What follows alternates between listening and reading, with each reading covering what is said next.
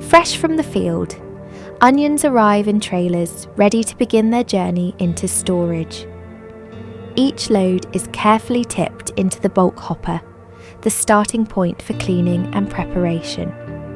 As the onions travel across cleaning scrolls, loose soil and debris are gently removed, protecting the quality of the crop.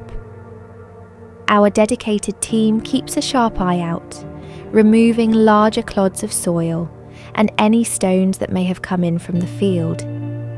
The cleaned onions are then packed into 3-ton wooden bins, carefully filled to protect the onions from bruising.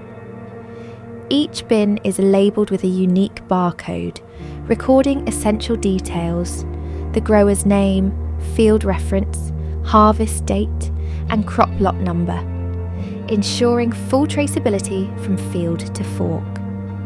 Once filled and labelled, the bins are transported by forklift into the onion store, where the next stage begins.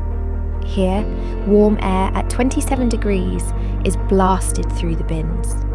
This curing process dries and seals the neck of the onion, locking out disease and helping to develop that rich golden brown skin we all recognise.